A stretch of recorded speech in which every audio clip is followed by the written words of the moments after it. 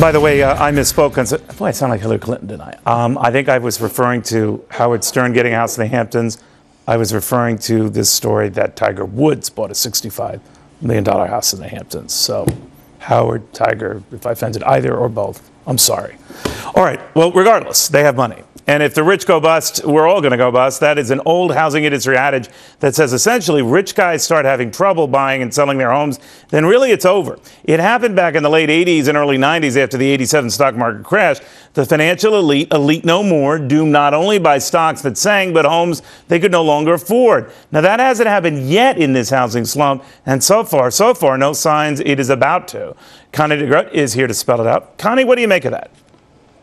Well, I think that we are experiencing a different scenario here in that in the 80s, early on in the 80s, we had high interest rates. We had a tremendous amount of job loss in defense, in construction, and banking, of course. Yeah. And we're not seeing that right now. Also, something very, very different is that I keep talking about is foreign investment. If you are an American and you're making money overseas, euros, pounds, whatnot, then America is on sale to all foreigners.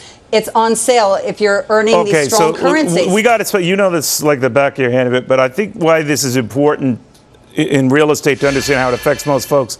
If the rich are still buying or high-end properties are still hanging in there, that's good, because in the last housing debacle, they gave way, and then it was a flood of just bad news, right?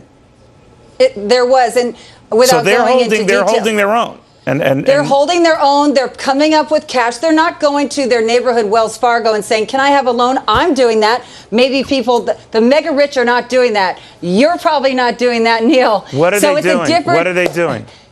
They have the cash and they have the assets. I actually have a listing over $3 million, and the seller said, hey, Connie, I will finance 85% of the purchase price at 5%. I'll carry it 15 years or more, even 30 years. I don't need the money.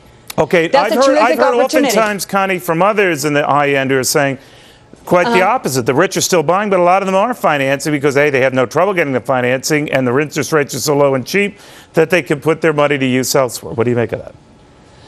Well, in the case of the gentleman that I'm representing now, obviously, he has many reasons, which I don't know exactly why he's doing that, but he's offering to, forego getting that huge gain. He doesn't want it right now. He travels the world and he does business all over the globe, and so he doesn't want to take that gain. But more importantly, the buyers for these properties are wealthy people as well. When I say, listen, we can do financing 85%, they're like, I don't need the money. But I say, if you're thinking about getting a loan, you're going to have to pay more than that, much more than that, for a loan. Why not take advantage of this 5% and fix it? Then their eyes start to go, okay, maybe I can finance the repairs. I mean, I can save money, and I can apply that towards remodeling the home.